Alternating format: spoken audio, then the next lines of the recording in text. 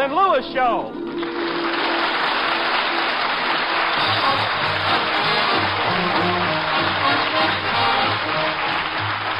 The National Broadcasting Company brings you transcribed the new Martin and Lewis Show. Our guest tonight, William Bendix, and featuring Flo McMichael, the Martingales, Michael Roy, Dick Stabile and his orchestra, and starring Dean Martin.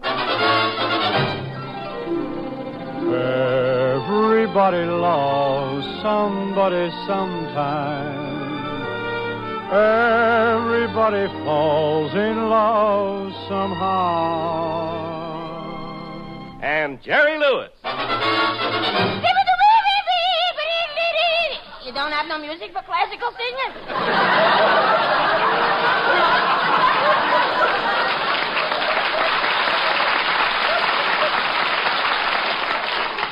Now, Jerry. Well, it's not my fault. The orchestra can't play what I sing. Well, of course they can't play what you sing. What is that? Who sings like this? Well, what was that? Well, I know what it is. I made it up. You made it up when? This morning I was singing in the shower, and suddenly the water turned cold, and I went, beep, beep, beep, beep. And I made it up. Jerry, I wish you'd stop trying to horn in on my singing.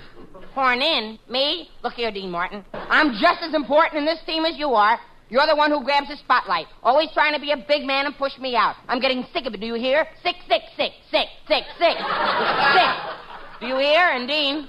What? I think I got a fever. Okay, Jerry, you got your laugh. Now, will you step back and just let me sing? Okay, Dean. What are you what numbers are it gonna be? Well, it's a romantic number, and I really ought to have a pretty girl to sing it to, sort of get me in the mood. I'll be a girl if you promise to respect me.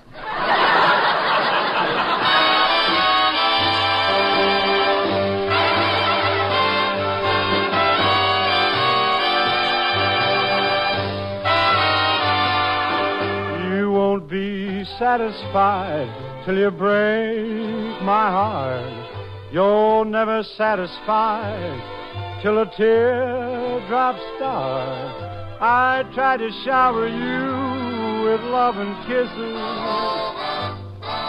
but all I ever get from you is nagging, bragging, my poor heart is sagging. The way you toss my heart around, oh, crying shame. Well, I'll bet you wouldn't like it if I did the same.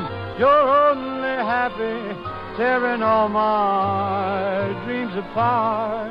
You won't be satisfied till you break my heart. Oh, you won't be satisfied till you break my heart. You're never satisfied till a teardrop starts. I try to shower you with love and kisses, but all I ever get from you is nagging and bragging, my poor heart is sagging. The way you toss my heart around, oh, crying shame. Well, I'll bet you wouldn't like it if I did the same. You're only happy tearing all my dreams apart.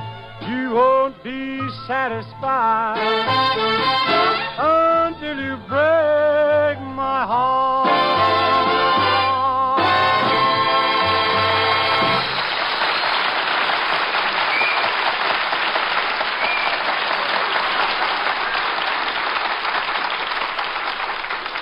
Yes, folks, it's that new comedy team, Dean Martin and Jerry Lewis, who last week broadcast their first radio show over NBC. We find them now still somewhat dazed and awed by it all, sitting in their apartment poring over their newspaper reviews and fan mail. Hey, Dean, did you read what it says about us in this paper? What does it say, Jerry? Well, the column said you were great. In this newspaper clipping, just listen to what this critic says about me. Jerry Lewis is one of our newer comedians, and in my opinion, he's a very funny and had a nose. Oh.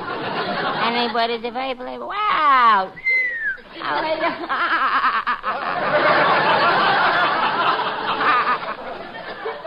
Well, what did he say? He thought I was awful.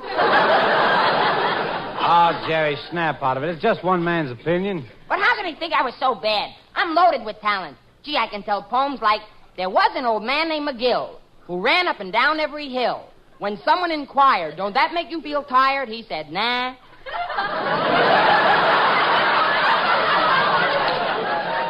And I can tell jokes. On the way to the studio tonight, I met a botanist. Really, Jerry? A botanist? What does a botanist do? He sews on buttons. and I can do imitations, too. A seal. Girl seal. Boy and girl seal. And I can sing, too. Give me the road, the wide winding highway, that's where I'll throw All right, the beat Jerry. no byway. I'll travel along. Jerry. You know something, Dean? What? The critic was right. Look, Jerry, forget what the critics said. No, Dean, I'm only in your way. You should have a classy-looking partner instead of me. Look at me, skinny, undernourished, homely, awkward, slumped over, no chest. I'm a mess. No, Jerry, you're not a mess. Why, you're handsome. Well, you're manly. You're fascinating. You know, I never realized what a mess you really are.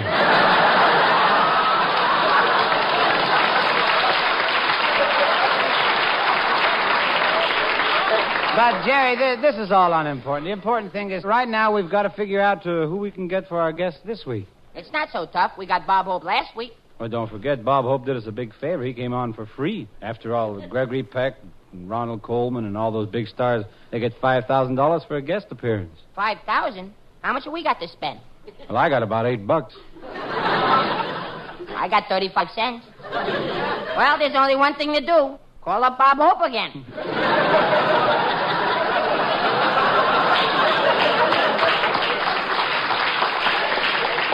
Or maybe we can persuade some other big star to do us a favor, too. No, these big stars are hard to find, Jerry. They have private phone numbers, big walls around their houses, and they're always going out of town to get away from it all. I don't care how big they are. I can find them. I have a system I used one time when I was trying to find Errol Flynn. Yeah, what'd you do? Well, I just said, now, if I were Errol Flynn, where would I go? And I went there.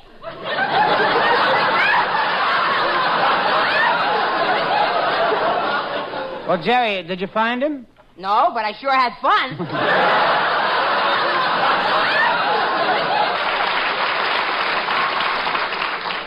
Oh, I forgot, Dean. We got a telegram this morning. Telegram? Let's see it. Listen to this, Jerry. Our problems are all solved. Here's what it says. Heard your first show. Congratulations. Very anxious to be your guest star this week. Important reason. Will explain when I see you. Signed, William Bendix. Gee, William Bendix. He's a big star. Why would he want to be on our show? It says P.S. for money, of course. What else? I wonder what Mr. Bendix meant by saying it was important. Come on, Dean. Let's go down to NBC and we can ask him. Not so fast. Let me take a look at you first. Stand up. You wash your hands? Yes, partner? Wash your face? Yes, sir. Behind your ears? Look, I'm just going to a broadcast. I'm not going to get married. Anyway, what about you? Did you bathe? Well, of course. I take a bath every day. You take a bath every day? Well, of course. Oh, Dean, I'm so unworthy of you. Well, let's go, Jerry. Come in. Who is it? It's the maid. I wanted to ask you for a job. You want to ask us for a job? What kind of a job? Well, now that you have your radio show, I thought you might need a secretary. I've been going to secretarial school for 6 months, and I just graduated. But we don't need a secretary, miss. You don't need a secretary. That's fine. Here, I go to school, and I buy papers and books and pencils, and I learn to be a secretary, and now you don't need a secretary. So I won't have anything to do, so I'll go out in the hall and sit down, and the manager will come up to me, and he'll say, what are you doing loafing in the hall? And I'll say, I'm not loafing. And he'll say, oh, talking back to the boss. And I'll say, I'm not talking back. And he'll say, don't raise your voice to me. And I'll say something nasty to him, and he'll fire me and all because you don't need a secretary.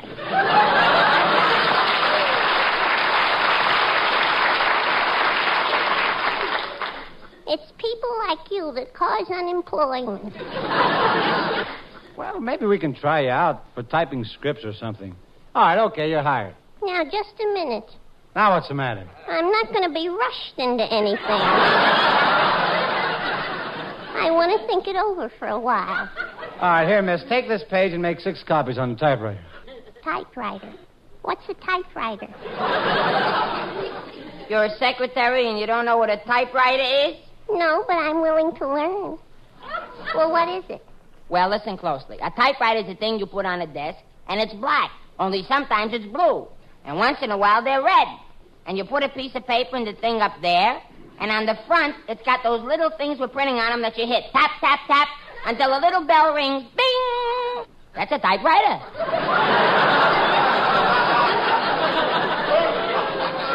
Well, miss, do you want to try out as our secretary or don't you? Well, first I have to make sure that you two are perfect gentlemen. Could you give me any references? References?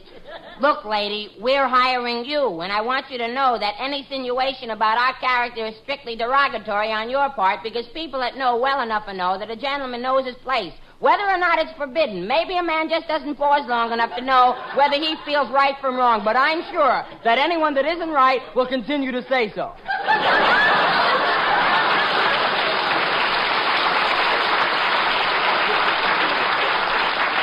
Come on, Jerry, let's go. We'll see you later, miss.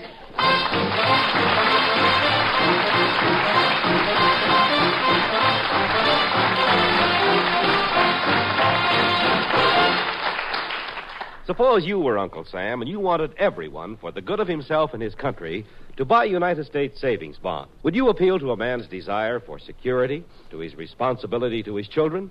Just how would you sell yourself savings bonds? Well, answer that and then go out and invest in United States savings bonds for whatever reason you may have for saving. Your family's security, a college education for your children, or a vacation, a trip, a home, new furniture, a daughter's trousseau. Those are all good reasons for having money put away. There's no better way to save your money than in United States savings bonds. They pay you back $4 in just 10 years for every $3 you invest. Buy United States savings bonds.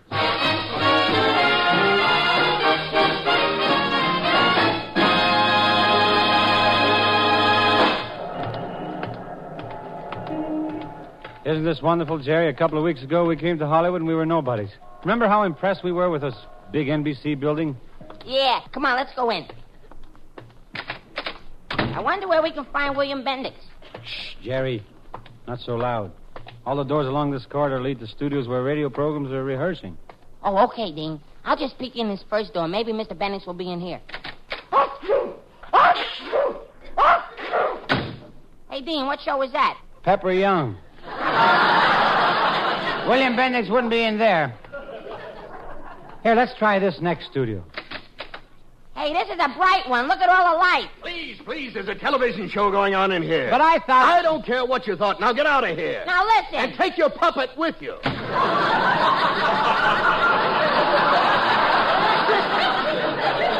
Why, I ought to go back in there and hit him right in his nose, calling me a puppet. I ought to... Jerry, quiet or I'll drop your strings. Now, let's look in this dressing room here, Jerry. Okay, Dean.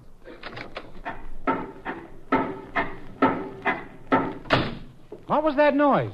Well, Phil Harris is still Phil there. Harris is still what? Nothing. It's Phil Harris is still.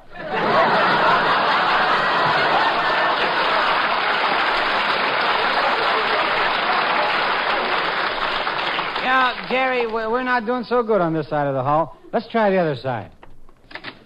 Son of a gun. Son of a gun. Son of a gun. Son of a gun. Well, who was that? President Truman rehearsing his next speech.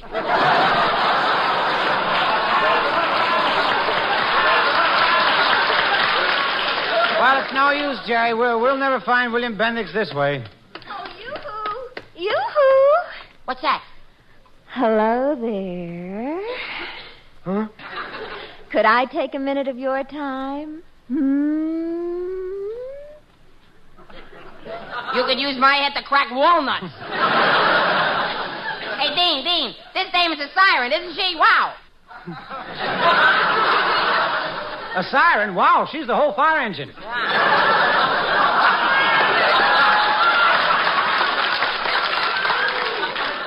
Dean Martin.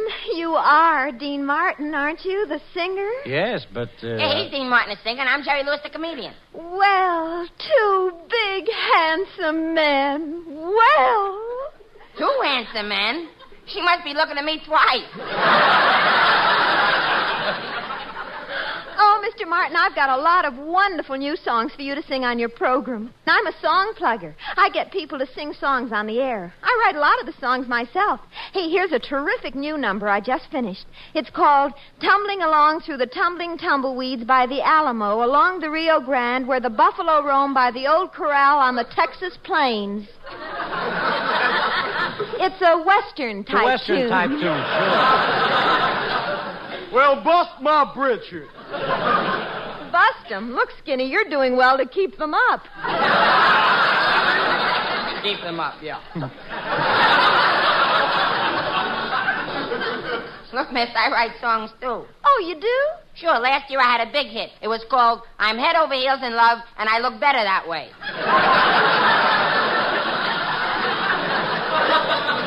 Yeah, and he's working on a new one. Malcolm, pass the talcum. You're the chap for me.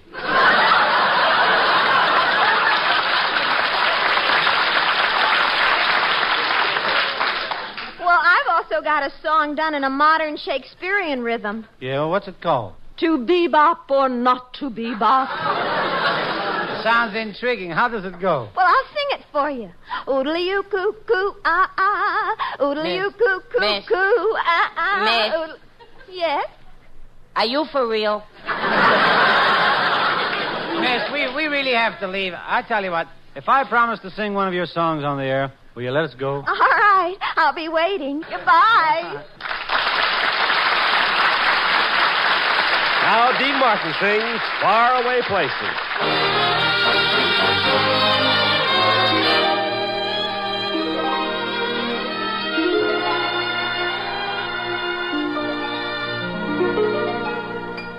Far away places with strange sounding names, far away over the sea. Those far away places with strange sounding names are calling me. Going to China or maybe Siam, I want to see for myself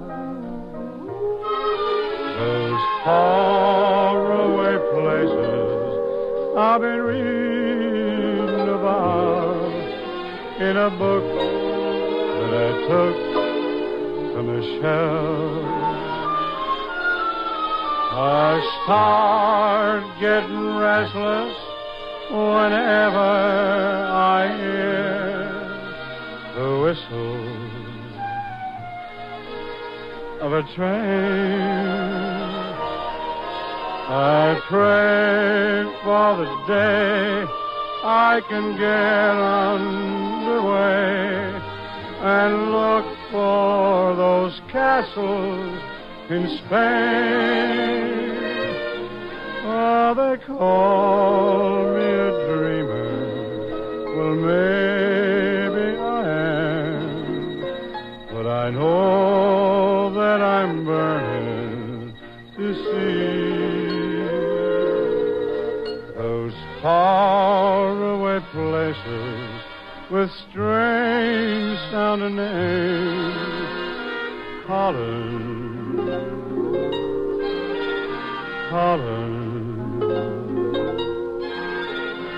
me.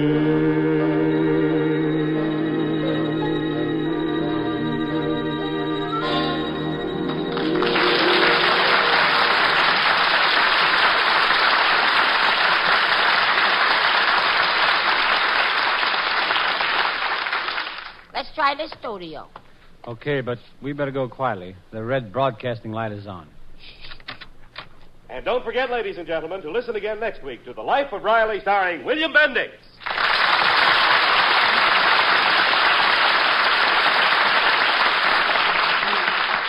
Jerry, here he comes off stage. Yeah. Hey, Mr. Bendix, we want to see you. You said you were very anxious to be on our program. Well, yeah, I am. Come on to my dressing room and I'll tell you what's on my mind.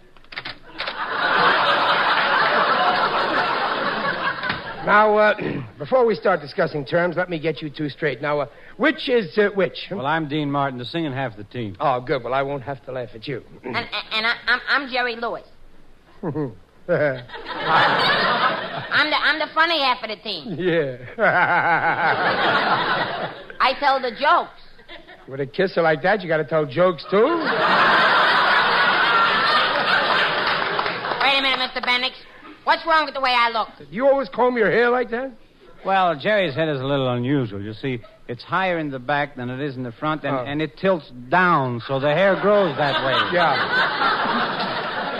Yeah, it looks like a load of coal sliding out of a dump truck. Hey,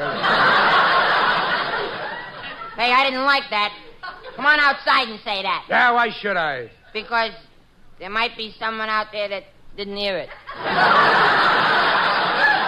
Now, Jerry, take it easy. Really, Bill, Jerry's a swell guy. Oh, sure, I know that. I was only kidding. I know he's a swell guy. You're just saying that to make me feel good. That's right. Jerry didn't mean anything, Bill. We both admire you very much. You know, we're going to make a picture. My friend Irma over at Paramount and our producer, Hal Wallace, suggested we get some acting advice from you. Well, it's hard work, fellas. You got to give up pleasure, give up dancing and smoking and gambling and even girls. You think you can do it, Dean? Well, I'll certainly try, but what about Jerry? With him, it's a little harder. We have to undo the theory of evolution. Listen here, I'm just as far away from the apes as you guys. I just took a shortcut. Well, we sure be glad to have you, Bill. Yeah, and we've had some of the top men in the business as our guests. Well, look, you just started last week, and your guest was Bob Hope. What do you mean you had some of the top men? Bob Hope isn't two people. Have you ever tried to ad-lib with him?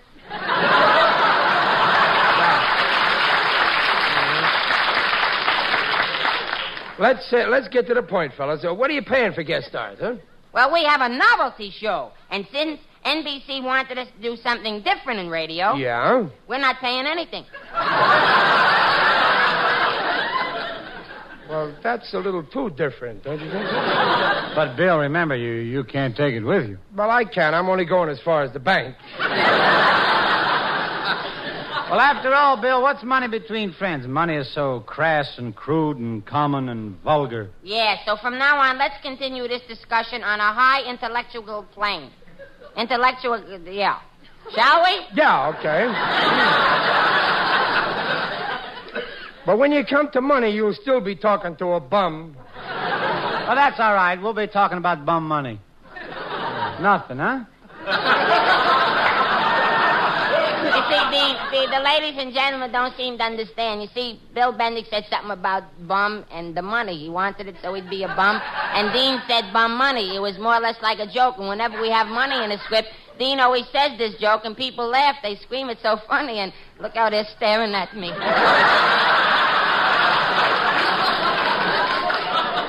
Well, I don't understand why you're making such a fuss about money, Bill. In your telegram, you sounded like you were anxious to be on our show. Yeah, well, I had something in mind. I'll tell you. I'll come on your program, and for free on just one condition. Oh, we just got to have you, Bill. We'll do anything. Yeah, anything. Absolutely.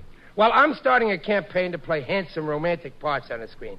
All you got to do is introduce me as a very handsome guy. See, a matinee idol, a great lover type, see? Bye. Bye. Wait a minute.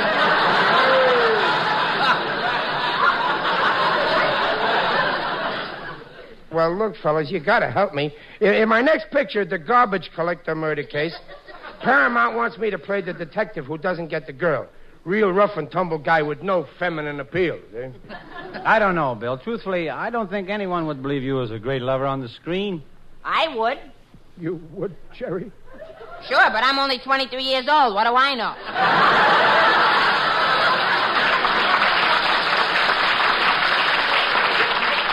Well, look, fellas, they're going to give the romantic lead in this picture to Ray Milland if we don't do something. I'm perfect for the lover type. Let's face it.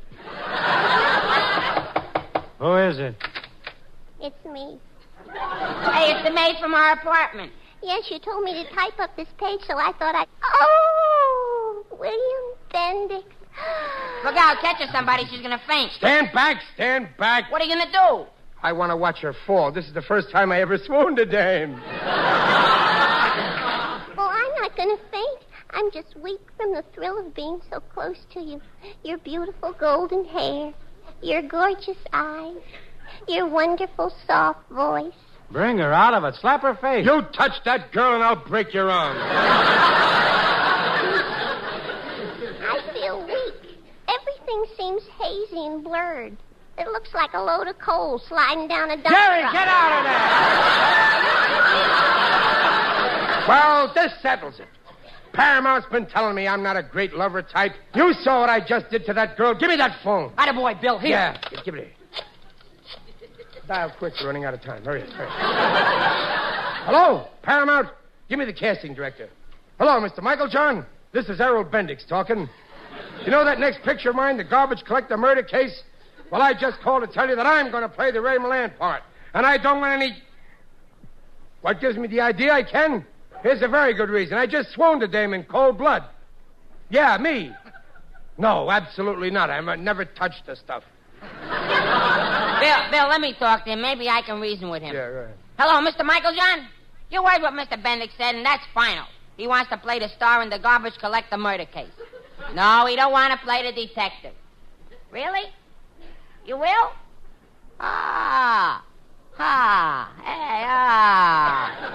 Okay, goodbye. What happened, Jerry? Am I going to play the romantic lead? Well, no. Ray Milland's still going to play that. Oh. Well, I'm still the detective then, huh? No, they're going to put Alan Ladd in that part. Well, then what am I going to play? You're the garbage collector. What a revolting development this is.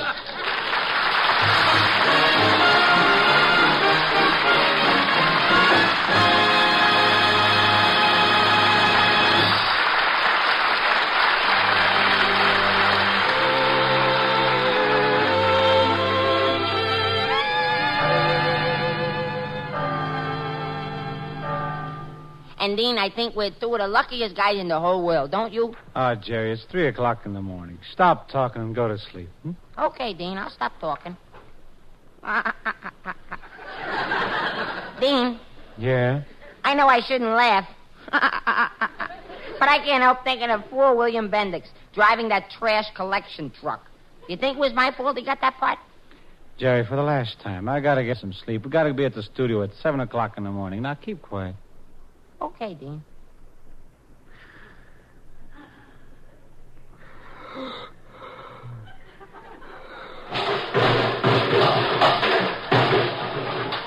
Now what?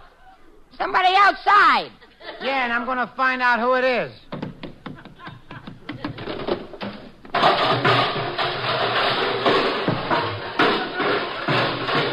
Hey, what's going on down there? What do you think's going on? I'm rehearsing.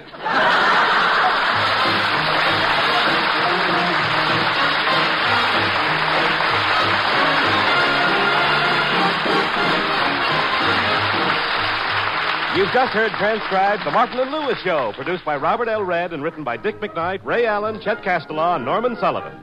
William Bendix appeared through the courtesy of Prell Shampoo and may be heard on his own radio program, The Life of Riley. Tune in to your NBC station each Sunday evening at this same time for The Martin and Lewis Show. This is NBC, the National Broadcasting Company.